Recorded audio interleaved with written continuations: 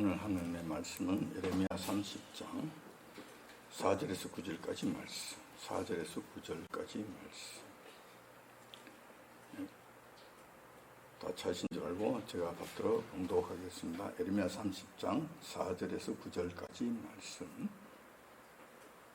여호와께서 이스라엘과 유다에 대하여 하신 말씀이 이러하니라. 여호와께서 이같이 말씀하시되 우리가 떨리는 소리를 들으니 두려움이요 평안함이 아니로다. 너희는 자식을 해산한 남자가 있는가 물어보라. 남자마다 해산하는 여인같이 손으로 각기 허리를 짚고 그 얼굴빛이 창백하여 보이면 어쩌니 슬프다. 그날이여 비할 데 없이 크니 이는 야곱의 환난의 때가 됨이로다마는 그가 이에서 구하여 냄을 얻으리로다. 만군의 여호와가 말한다. 그날에 내가 너 목에서 그 멍에를 꺾어버리면 내 줄을 끊으니 이방인이 다시는 너를 부르지 못할 것이며 너희는 너희 하나님 여호와를 섬기며 내가 너희를 위하여 일으킬 너희 왕 다윗을 섬기리라. 아멘.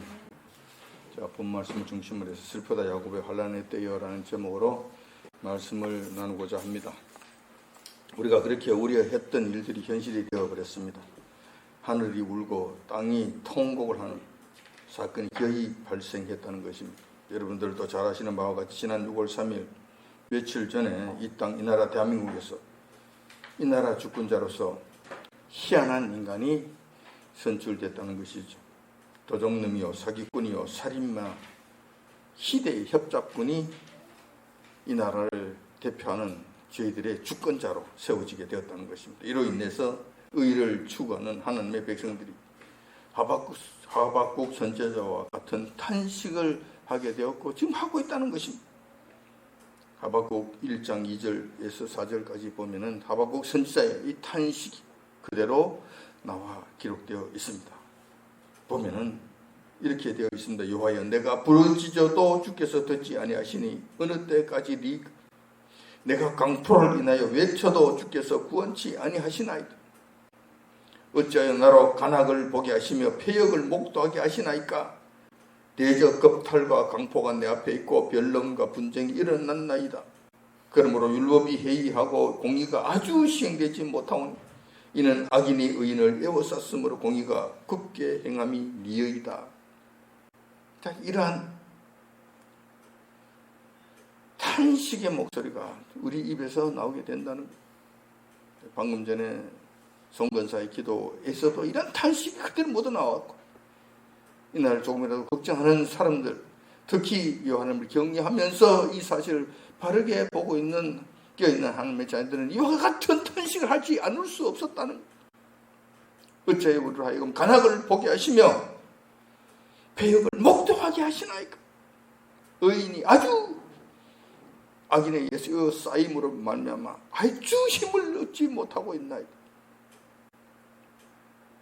이런 현실이 지금 우리의 현실이 되었다는 것입니다. 그러나 이재명 당선이라고 하는 같은 사건이 이 땅에 발생했음에도 우리가 다른 반응을 보이는 사람들이 있다는 거예요. 한 부류의 백성들과 교회, 특히 목사들까지는 이런 현실을 바라보면서 하박국 선지자의 탄식이 아니라 저들의 소원이 성취되었다고 기뻐하는 모습을 보이고 있다는 것입니다. 오히려 날뛰는 이런 모습들을 보이고 있다는 거예요. 참으로 답답한 일이 아닐 수 없는 어느 것이 옳은지 그들이 과연 지금 옳은 일을 행하는 것이 잘 가고 있는 것인지 우리가 심히 답답한 심령으로 바라보지 않을 수 없다는 것입니다. 그래서 오늘은 하나님의 말씀을 통해서 이재명이 이 나라 대통령으로 당선된 것을 슬퍼해야 되는지 기뻐해야 되는지 우선 한번 살펴보자 하는 것입니다. 이어서 이재명의 당선이 우리 믿는 성도들에게는 어떤 의미가 있는지 왜 이런 폐역한 자가 이 나라의 주권자가 되었는지 한번 알아보고 이 사건을 통해서 요한께서는 이 나라 대한민국의 교회와 나라에 대해 무엇을 하시려고 하시는지 그렇다면 우리는 무엇을 해야 하는지 어떤 기도를 드려야 되는 것인지 이런 전반적인 문제들을 한번 살펴보고자 하는 것입니다. 시간이 짧기 때문에 많은 것을 다 말씀을 드릴 수 없습니다. 아주 중요한 부분들만 간략하게 말씀을 드릴 거니 여러분들이 집중해서 잘 따라오시면 참 좋겠습니다. 그래서 여러분들이 조금만 놓쳐버리면, 맥락을 놓쳐버리면 그 다음부터는 그 말씀을 따라오지를 못하는 경우가 있어요. 그러니까 여러분들이 집중하셔서 따라오셔야 된다는 거예요. 이번 선거에서 김문수 후보가 패배한 원인은 무엇인가? 이 문제를 살펴보는 것은 우리에게 있어서 가장 중요한 일이라고 하지 않을 수 없습니다. 왜냐하면 원인 분석을 바르게 정확하게 해야만 그에 대한 바른 대책을 세울 수 있기 때문에 그렇습니다.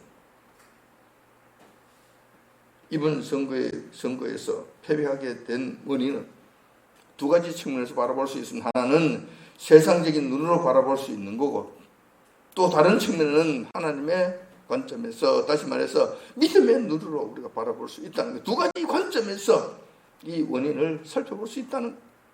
먼저 세상적인 관점에서 보면은 이렇습니다. 국민의힘 당에서 김문수 후보를 적극적으로 도와주지 않았다.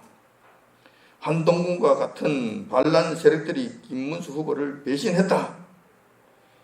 선거 초반에는 오히려 김문수 후보를 사퇴시키고 한덕수를 세우려고 아주 못된 짓거리까지 했다. 그렇게 해서 힘을 모으지 못했다. 거기에다가 결정적인 문제는 선거관리위원회가 주도한 불법 선거, 불법 개표 때문이다. 이 결정적인 문제다. 여기 하나 더 붙인다면은 이준석이라고 하는 이 생쥐 같은 놈이 기어 나와서 끝까지 단일화를 거부한 때문이다. 이런 것들이죠. 이런 분석들을 하면 여기서 더 벗어나는 것 없습니다. 이러한 사실들은 틀리지 않습니다. 이번에는 아예 노골적으로 부정을 자행하였다고 하는데 300만 표가 넘는 표를 이재명에게 더하였다는 것입니다. 마구잡이로 막 그냥 갖다 들이부었다는 거예요. 이것저것 눈치 보지 아니하고 윤석열 대통령 때 자기들이 실패한 사례를 거울 삼아서 이번에는 아예 대놓고 그냥 찻뛰기로 갖다 들이부었다는 거예요. 그러니 이번에는 선거판이 아니라 완전 난장판이 되었다는 거예요. 이러니 김문수 후보가 어떻게 이길 수 있느냐는 거예요. 이 세상적인 관점, 세상적인 분석이 틀린 것도 아닙니다. 맞는 이야기, 다 맞는 이야기. 근데 우리는 그들과는 다르잖아요. 만군의 여호와 하나님을 주권자로 모시고 살고 있기 때문에 우리 보는 시각은 달라야 된다는 거예요. 이 분석을 세상적인 방법으로 분석하는 것이 아니라 믿음의 눈으로 이 문제를 살펴봐야 된다는 것입니다. 그래서 우리 믿는 성도들은 세상 사람들처럼 그렇게 생각하지 않는다는 거예요. 부정선거를 허용하신 것도 여호와님이시기 때문에 결국은 여호와님의 뜻에 의해 이번 선거가 이렇게 결정되었다는 것입니다. 사실 저는 이번 선거, 여러분들도 아마 저와 같은 비슷한 생각을 했을 줄 압니다만은 이번 선거에서는 김문수 후보가 될 것이라는 기대감이 상당히 컸습니다. 왜냐하면 김문수 후보는 여호와 하나님을 경외하는 자인데다가 국민의힘당 후보로 선출되기까지도 상당히 험난한 과정을 겪었다는 거예요. 특별히 국민의힘당 정식 후보가 되었습니다. 그 지도부들에 의해서, 그 악한 무리들에 의해서 부당하게 그게 후보권이 박탈당하고 한덕수로 후보가 강제 교체되는 기한 일이 발생했던 겁니다. 우리 여러분들이 아시는 바이잖아요. 그때도 밤사이에 당원 투표를 통해서 기적적으로, 아주 기적적으로 김문수 후보가 국민의힘당 대통령 후보로 다시 복귀하는 사건이 발생했다는 것입니다. 이것을 봤을 때 하나님께서 지금 간섭하고 계시는가? 하나님께서 지금 역사하시는 것인가? 이런 일들은 정말 힘든 일이고 일어나기가 정말 기적적인 일인데 이런 일이 일어나기까지는 하나님께서 돌봐주신 것이 아닌가? 그러니 요한께서 이번에는 우리 편이 되시는가? 일만의 기대감을 가졌다는 것입니다.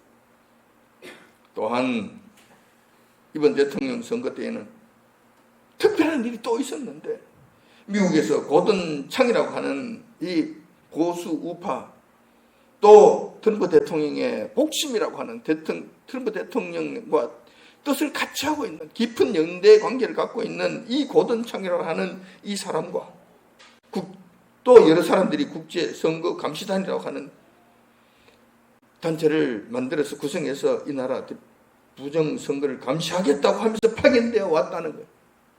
우리 땅에 내한했다는 것입니다. 그리고 대통령 선거 기간 동안 우리나라 대한민국의 선거를 감시하는 활동을 했다는 것입니다. 자, 이러한 일들은 과거에 없었던 일입니다. 처음 있는 일들이. 그래서 이것을 봤을 때 하나님께서 우리 편이 되시는가? 우리 편이 되심으로 이런 일들 지금 행하시는 것인가?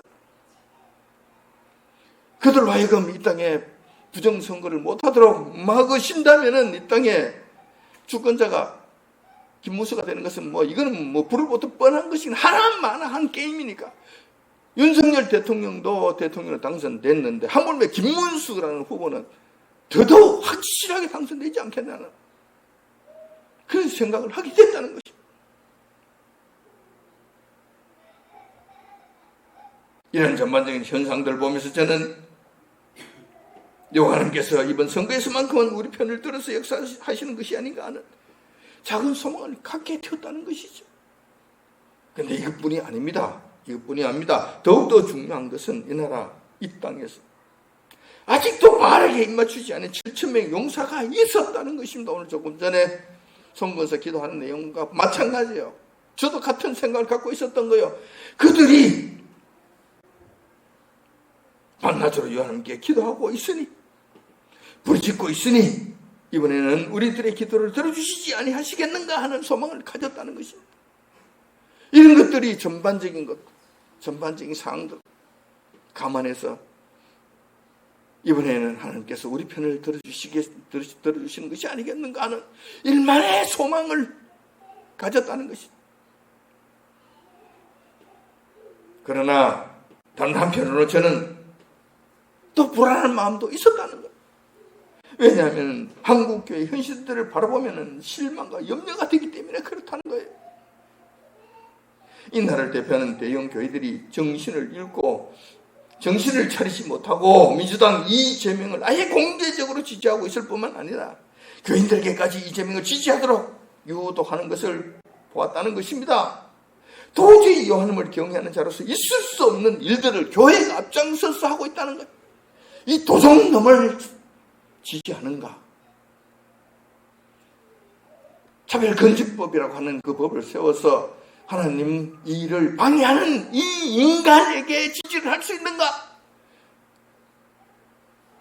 북한 공산주의 사상을 추종하며 그들을 따라가겠다고 공개적으로 행동하는 이 더러운 인간을, 하나님이 없다고 떠들어대는 공산주의 사상을 추종하는 이 인간을 지지할 수 있겠는가? 교회가 정신이 있는가 없는가? 도대체 그런 것을 보게 되었다는 것입니다. 속이 무너지는 것 같아요. 마음이 무너지는 듯한 그런 심령이 되었다는 것입니다. 거기에 대하여서 저희의 마음을 더욱 크게 짓누르는 것은 이 나라를 대표하는 대형 교회들이 WEA 세계 귀신 총회를 강행하겠다고 한 그 계획을 철회하겠다는 말이 없다는 거예요. 그에 대한 요지부동의 모습들을 보이고 있었다는 거예요. 오히려 올 금년 10월 달에 이 일을 추진하겠다고 지금도 박차를 가하고 열심으로 그 길을 달려가고 있다는 거예요.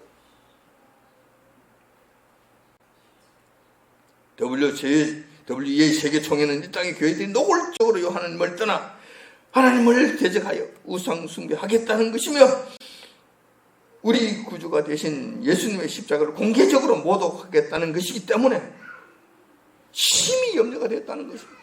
이러고서야 어떻게 하나님의 자비하심과 긍휼하심을 기대할 수 있겠냐는 거예요.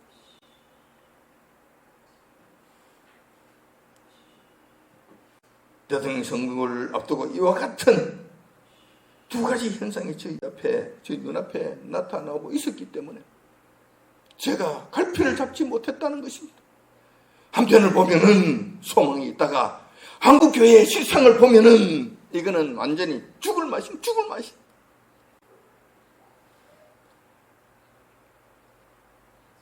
그래서 저는 이번 대통령 선거를 앞두고 제가 여러분들에게 말씀드렸습니다. 누가 선출될 것인지 솔직히 자신이 없다고 말씀드렸던 것입니다. 우리가 기도하는 거하고 별개로 누가 될지 모르겠다고 제가 여러분들에게 말씀드렸던 것입니다. 뿐만 아니라 윤석열 대통령이 부당하게 탄핵을 당하는 그 모습을 바라보면서 그때 제가 여러분들에게는 말씀드렸습니다. 그때는 윤석열 대통령이 부당하게 탄핵되는 것을 봤을 때 다음에는 이재명이 무조건 당선될 것이다. 마음 놓고 부정선거를 할 것이기 때문에 현직 대통령 최고의 권한인 대통령까지 그들이 손아귀에 잡아서 끌어내렸다고 한다면 뭐가 무서울 것이 있겠는가? 마음 놓고 그냥 부정선거를 할 것이다. 부정투표를 어마어마하게 갖다 때려 부을 것이다. 누가 막을 것인가? 그걸 누가 막을 것인가? 대통령도 끌어내리는 그들의 힘을 누가 저지할 것인가? 그래서 그때 여러분들에게 말씀드렸습니다. 이재명이 당선될 거라고, 이재명이 대통령이 될 거라고.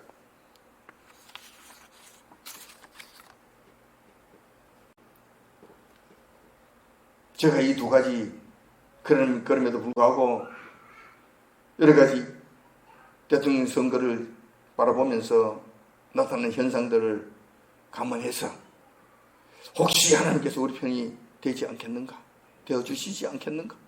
하는 일만의 소망을 가졌다는 것입니다. 그런데 이것은 어디까지나 나의 생각이었다는 거예요. 내 판단이었다는 것입니다. 사실 저희 판단과 예측은 별로 중요하지 않습니다. 정말 중요한 것은 여호와께서 어떻게 결정하시는가? 여호와의 뜻이 중요하다는 것입니다. 그것이 전부 다라는 것입니다. 우리가 아무리 이런저런 소리를 지른다 해도 판단 예측을 한다 해도 하나님의 하나님께서 심판하시고 하나님께서 결정하시면 그것으로 끝이라는 것입니다. 우리의 생각은 좀 더 무용지물이 된다는 것입니다. 여러분들도 일망의 소망을 가졌었고 저도 소망을 가졌습니다만은 대통령 선거 결과를 들여다보니 결국 결과를 보니 여호와님께서는 우리 편을 드신 것이 아니라 저쪽 편을 드셨다는 것입니다. 저쪽 편을 드신 것으로 끝을 내셨다는 것입니다. 다시 말해서 이 땅에 축복과 영생을 주시는 것이 아니라 저주와 사망을 저희들에게 그렇게 지대를 내려주셨다는 것입니다. 사망과 저주는 책직을 저에게 드셨다는 것입니다. 우리가 지금까지 가지고 있었던 일말의 소망은 물거품이 되었고 우리가 생각했던 모든 것은 일장춘몽에 불과한 꿈이었다는 것입니다.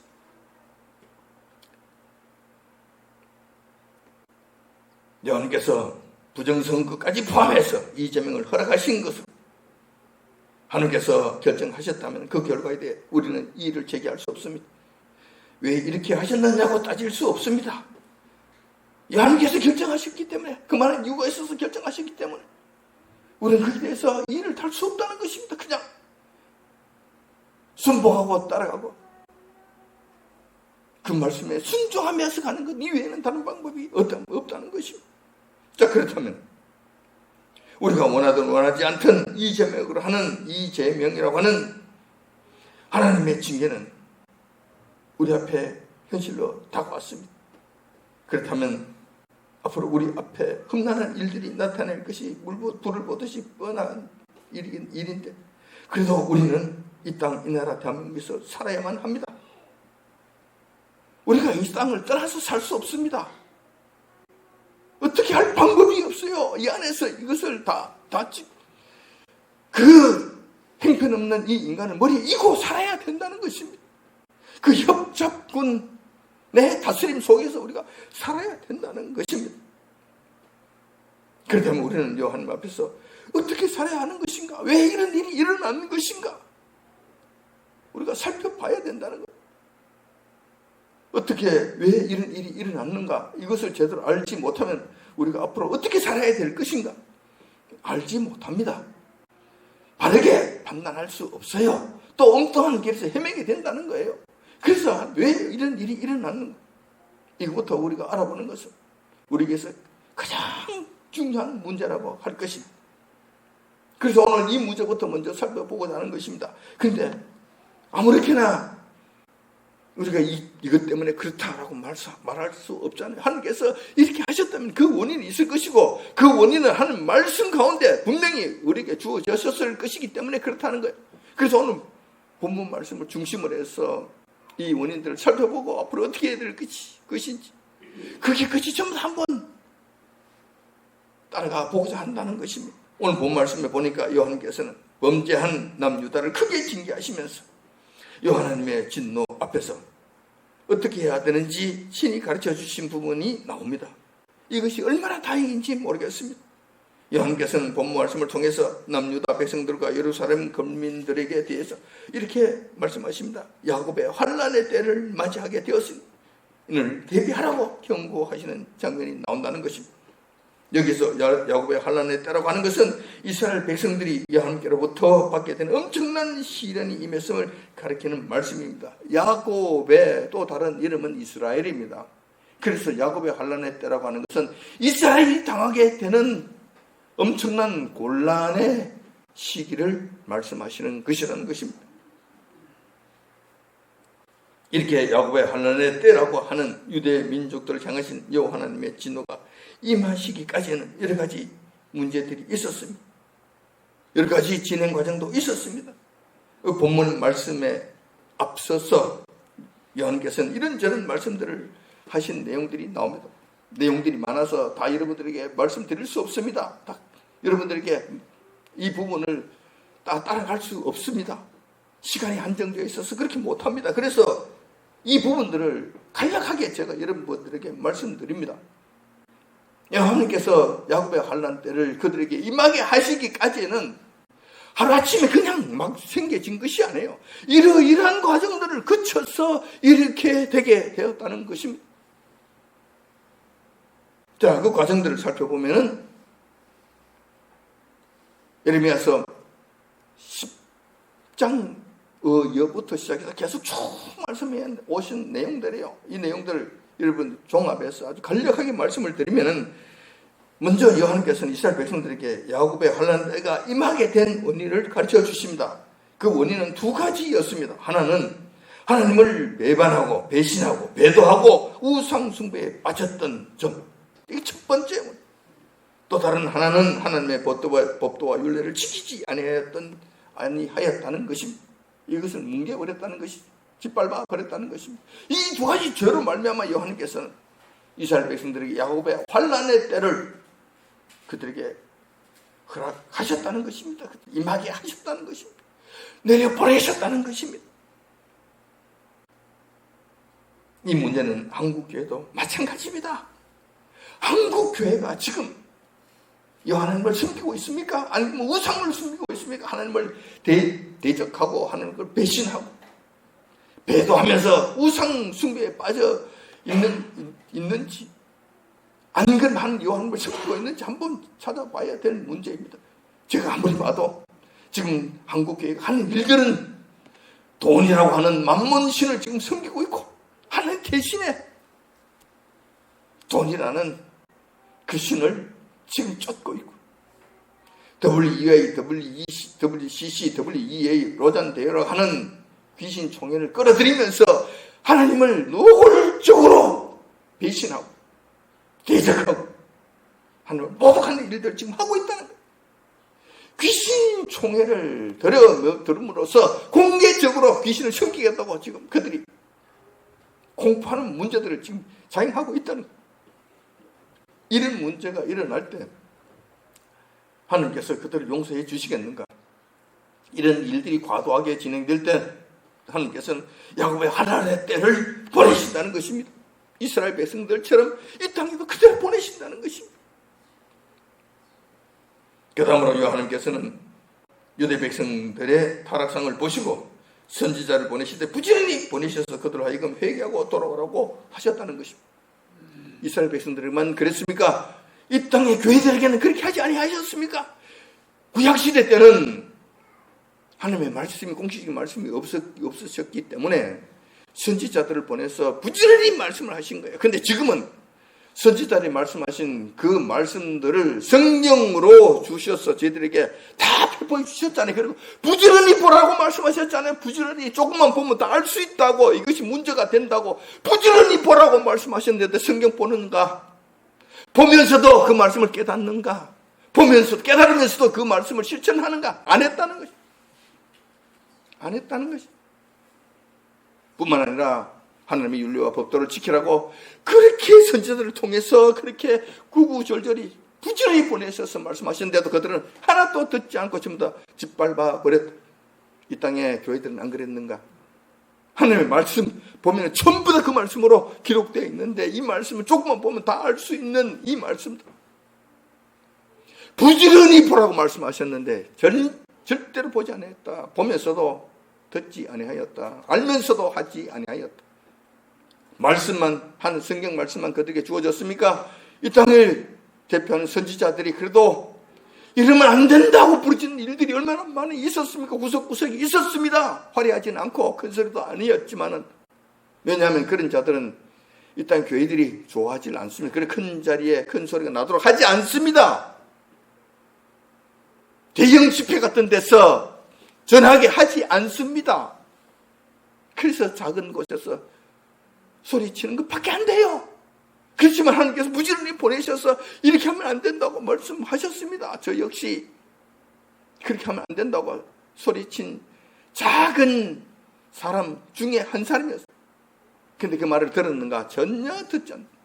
네가 뭐 한다고? 옛날에 선지자들을 무시하고 그들 오히려 핍박했던 것과 같이 지금 똑같은 일들을 하고 있다는 거예요.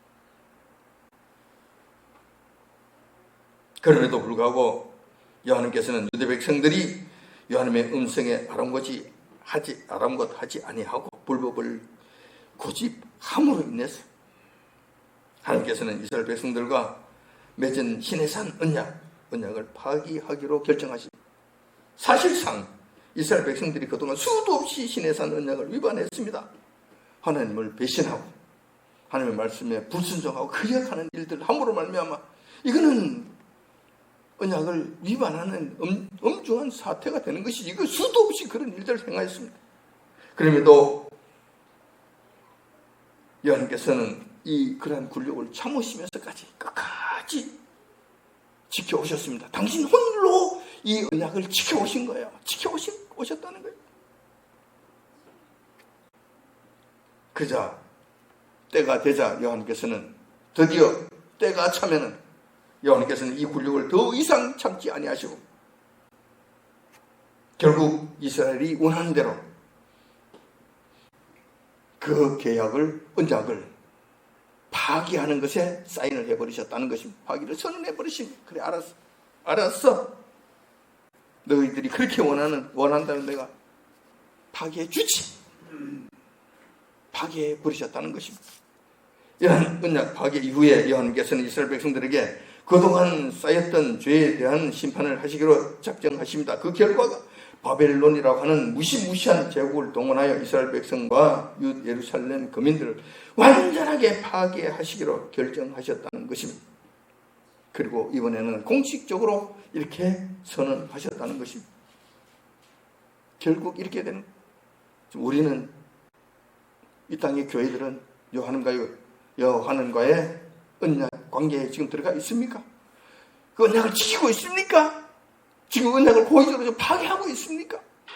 고의적으로 파괴하는 것이 너무 극심함으로 말미암아 여호와님께서 그래 알아서 파괴하자고 지금 새 언약까지도 지금 파괴하고 파괴를 선언하고 계시지는 아니하신가?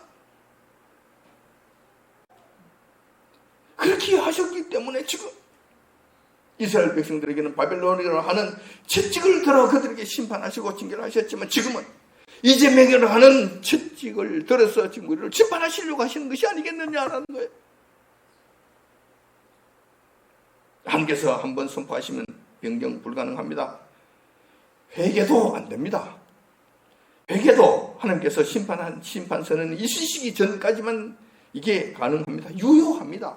심판선언 하시고 나면은 회개 안 됩니다. 회개 기도 안 들어주십니다.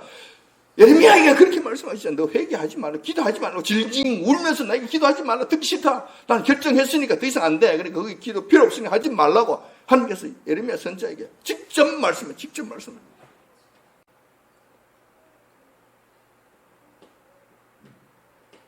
그런데 여기까지만 하면 무시무시한 것이고 참 걱정과 답답함이 우리를 짓누르게 되는데 요한은 그렇지 아니하신다는 당신의 백성들에게 있어서만큼은 진노 가운데서도 긍휼을 베풀어 주신다는 것입니다. 유다와 예루살렘 거민들에게도 마찬가지고 저희들에게도 마찬가지. 하나님의 자비하심은 끝이 없으신 건 맞습니다. 끝이 없으신 것이 아니라 끝이 있으세요. 하나님께서는 그래서 그것으로 끝을 내시는 것이 아니라 다시 한번 기회를 저희들 허락해 주시고 이것을 전화위복의 계기로 삼으신다는 것입니다. 다시 말해서 하나님께서는 바벨론에 의해 이스라엘 백성들이 멸망당하게 하기는 하시지만 그 기간은 70년으로 한정하겠다는 것이고 그 70년 동안 순순히 하나님의 징계를 받고 자신들의 잘못을 깨달아 하나님의 얼굴을 구하게 된다면 70년 후에는 너희들을 다시 원상대로 회복시켜 주시겠다고 약속해 주셨다는 거예요. 이것이 하나님의 긍휼하심입니다. 당신의 백성들을 대하시는 방식입니다. 그렇게 속썩이고 그렇게 패역하고 못되고 정말 지지리도 못난 자식이지만 하나님께서는 이것을 잊으시지 당신의 백성들에게만큼은 이걸 잊지 아니하신다는 것입니다. 오늘 본문 말씀에 보면은 이렇게 기록되어 있습니다. 30장 7절에 그 말씀이 기록되어 있잖아요. 슬프다 그날이여 비할 데 없이 그로 인한 야곱의 환난의 때가 되미로다마는 자 여기 있어요. 그러나 그가 이에서 구해냄을 얻으리로다라고 말씀하셨다는 거예요. 야곱의 환난 때에서 너희들 엄청난 고난과 죽음을 맞이하게 될 것이다. 극한 고통을 받게 될 것이다. 그렇지만은 너희들이 거기에서 구해냄을 얻게 될 것이다. 어떻게 70년만 내가 회복시켜 줄 것이라고 말씀해 주셨다는 거예요. 이러한 말씀은 예레미야 29장 10절에도 기록되어 있습니다. 예레미야 29장 10절에 보면 이렇게 기록되어 있습니다. 나 여호와가 이같이 말하노라 바벨론에서 70년이 차면 내가 너희를 권고하고 나의 선한 말을 너희에게 실행하여 너희를 이곳으로 돌아오게 하리라. 이렇게 약속해 주셨다는 것입니다. 그리고 이러한 약속은 여호와님께서 1.1력도 빠짐없이 그대로 다 이루어 주셨다는 것입니다. 자, 그렇다면 지금 우리가 처한 현실 속에서 우리나라 대한민국 교회는 여호와님 앞에서 무엇을 어떻게 해야 할 것인가?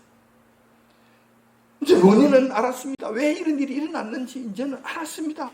이스라엘 백성들과 같은 방식으로 이런 일들이 일어났다는 것. 하나님께서 이재명이라 하는 지칙을 걸어서 이 땅 징계하시고 이 땅 교회들을 치시겠다는 것입니다. 무시무시하게 치시겠다는 것입니다. 자, 그렇다면은 우리가 어떻게 해야 되는 것인가? 어떻게 해야 될 것인가? 지금까지 살펴본 바와 같이 남유다와 예루살렘의 경우와 우리 한국교회의 경우가 흡사하기 때문에 이에 따른 하나님의 징계가 같을 것이고 또한 진노 가운데서도 하나님의 긍휼하심도 같을 것이라는 것을 우리가 믿을 수 있다는 것입니다. 우리 기대할 수 있다는 것입니다. 그렇다면 우리도 그 당시 유다와 예루살렘 거민들처럼 그렇게 하면 될 것이라는 것. 우선 우리에게 닥친 야곱의 환난의 때는 우리의 죄 때문이라는 분명한 의식을 갖고 있어야 할 것입니다. 그리고 하나님께서 내리신 이재명을 통한 징계를 달게 받아야 한다는 것입니다. 하나님께서 바벨론에게 이스라엘 백성들에게 말씀하셨잖아요. 바벨론은 내게 대들지 말고 70년 동안 그 죄를, 죄값을 달게 받으라고 말씀하셨기 때문에 오늘 이재명으로 통한, 이재명으로 의한 우리의 이 고난과 환난을, 우리의 환난을 달게 받아야 된다는 거예요. 영원히 그렇게 하라는 뜻이 아니고 당분간 그렇게 받아야 된다는 것입니다. 죄값을 하기까지는 우리가 어쩔 수 없이 그게 그 진노 속에 들어가야 된다는 것입니다.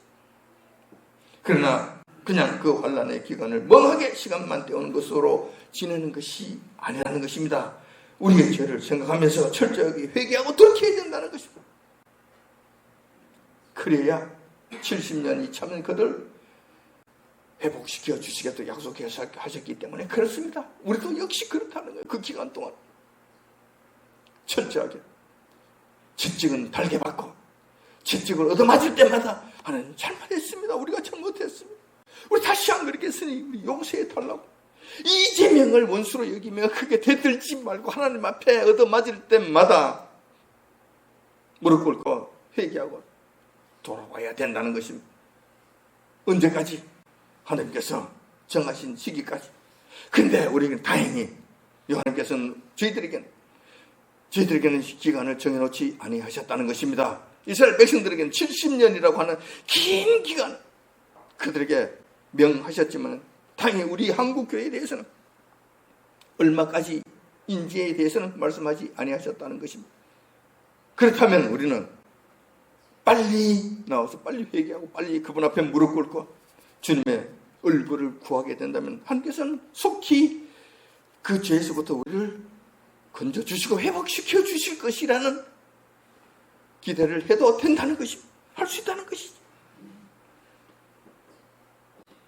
따라서 우리가 하나님 앞에 나가 부지런히 회개하고 부르짖으면 하나님의 징계 기간이 얼마든지 단축될 수 있다는 것입니다. 이것이 또 다른 이스라엘 백성들과 다른 점이라면 다른 점입니다. 다른 점이라는 거예요. 그렇기 때문에 교회가 나서서 이재명 퇴진 운동을 하는 것은 바람직하지 않습니다. 왜냐하면 이러한 이재명은 하나님께서 지금 이 나라 교회들을 향해 때리시는 진노의 채찍이시기 때문에 채찍으로 사용하시기 때문에 그렇습니다. 자칫 이재명에게 저항하는 것은 당분간입니다. 당분간 하나님께 대드는 결과가 될 수 있기 때문에 그렇다는 거예요. 조심하셔야 된다. 그대로 맞아야 된다는 거예요. 당분간은 그렇게 해야 된다는 거예요. 그래서 이것은 그렇기 때문에 이것은 조심해야 된다는 것입니다. 그보다도 우리 교회가 해야 될 일은 하나님 앞에 나가 회개하고 고치는 일이에요. 회개하고 고치는 일을 해야 된다는 거예요. 이것이 교회에 해야 될 일이라는 것입니다.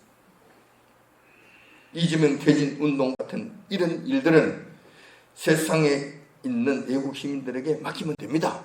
그리고 우리는 개인 차원에서 참여하시면 됩니다. 교회 이름을 움직이는 것이 아니라 개인 차원에서 참여하시면 됩니다. 그리고 그들을 후원해 주시면 됩니다. 시간이 남고 여력이 되고 힘이 남으면 그렇게 하시면 돼요. 그런데 우리가 교회가 해야 될 근본적인 일들은 하나님의 얼굴을 구하고 회개하고 그분 앞에 주님께 엎드리는 것, 회개하고 엎드리는 것, 그리고 돌아서는 것, 주님 앞에 돌아와야 되는 것. 왜냐하면 그것 때문에 이 일이 일어났기 때문에 그 죄를 회개하고 주님 앞에 돌아왔을 때 우리는 하나님께서 이 나라를 진짜 구원해 주실 것이다. 이 제명과 같은 악한 무리들 이거 정리하시는 것은 하나님께서 손만 드시면 한순간입니다. 하루 저녁 만에 끝을 내십니다. 아수르 군대 18만 5천 명까지도 하루 저녁에 한순간에 없애버리신 한 여호와 하나님이십니다. 하물며 이재명 같은 이 뜰거리들 이거 정리하시는데 오래 걸리시겠습니까? 힘드시겠습니까? 전혀 그렇지 않습니다. 우리가 돌아오고 하나님의 얼굴을 구하게 되고 주님 앞에 엎드렸을 때 하나님께서 일어나셨어. 주님께서 그 일을 하시면 온전하게 다 정리가 되신다는 것입니다. 일을 보고 일을 위해서 일을 해야 된다는 거예요. 우리가 무엇을 해야 되는가? 지금 이 시점에서 이것을 해야 된다는 거예요. 일을 해야 된다는 거예요. 하나님의 채찍에 대들지 말고 회개하고 주님 앞에 나가서 주님 얼굴을 구하고 자비하심을 구하면서 우리가 돌이켜야 된다는 거, 악에서부터 돌이켜야 된다는 것입니다. 일을 해야 된다는 거예요. 또한 우리가 또 할 수 있는 일이 한 가지가 있습니다. 여호와님께서는 자비롭고 은혜로우시고 노하기를 더디하시는 여호와 하나님이십니다. 그러니까 그분 앞에 기도 드리는 일이 있습니다. 회개의 기도를 드리는 것은 말할 것도 없지만 그 외에도 또 우리가 해야 돼. 기도의 제목들이 있다는 거. 분명히 해야 될 일들이에요. 또 할 수 있는 일들입니다. 그런데 이 기도의 내용 중에서 여호와 하나님 우리에게 내린 이 징계를 거두어 주시옵소서. 이거는 안 됩니다. 이 기도는 안 됩니다. 이건 할 수 있는 기도가 아닙니다. 이것은 자칫 여호와 하나님의 심기를 건드리는 기도가 될 수 있습니다. 이런 기도는 하면 안 된다는 거예요. 하나님께서 지금 이 땅에 결정하시고 확정하시고 선언하시고 이걸 하시는 일인데 하지 마시옵소서. 이것은 베드로가 예수님 앞에 주여 그리 하지 마옵소서 하고 예수님께 꾸짖는 것과 똑같은 일이 된다는 거예요. 이런 기도는 안 된다. 이것은 여호와께서 결정하시고 선언하신 것이기 때문에 변경 불가능한 것이기 때문에 그러하다는 것입니다. 변경 불가능한 것입니다. 안 되면 이건 하시면 안 돼요. 그렇다면 어떤 기도를 할 수 있는가? 이 기도를 하셔야 돼요. 이건 가능한 이야기. 진노 가운데서 긍휼을 베풀어 주신다고 하셨기 때문에 진노를 건드리시면 안 돼요. 이거는 하지 마시라고 하면 안 된다는 게 그렇지만 긍휼을 베풀어 주시옵소서. 이거는 기도는 된다는 이야기죠. 구체적으로 그럼 어떻게 해야 될 것인가? 첫 번째, 저 악한 무리들의 때가 길지 않도록 해달라고 기도할 수 있습니다. 이재명의 때가 길지 않도록 해달라고 기도할 수 있는 거예요. 하나님께서 얼마든지 하실 수 있는 거예요. 우리가 기도하고 주님 앞에 나가고 엎드렸을 때 빨리 그의 때가 지나가면 우리에게는 편한 것이잖아요. 이 기도를 할 수 있는 것입니다. 또한 두 번째로 우리가 할 수 있는 기도가 있습니다. 저 악한 무리들의 악한 일들이 지나치지 않도록 여호와님께서 친히 간섭해 달라고 기도하는 것입니다. 이게 할 수 있는 것이잖아요. 우리가 부르짖고 주님 앞에 엎드립니다. 이거 할 수 있는 것이잖아요. 이재명이 힘을 못 쓴다는 거예요. 이렇게 되면은 크게 채찍을 휘두르려고 하다가도 채찍을 크게 휘두를 수 없다는 거예요. 마음대로 채찍이 휘두르지는 것이 안 된다는 이야기죠. 그러면 우리가 좀 숨쉬기가 좋은 것이잖아요. 이런 기도를 통하여 하나님께서 진노 가운데서 긍휼을 베풀어 주시면 우리가 그나마 숨쉬기가 좋은 거예요. 근데 그렇게 하진 않고 오히려 퇴진 운동이니 뭐니 하면서 막 덤벼들고 대들고 하면은 오히려 채찍이 더 얻어 터질 수가 있다. 아직도 정신을 못 차리느냐 그런 거예요. 이렇게 될 수 있다는 거예요.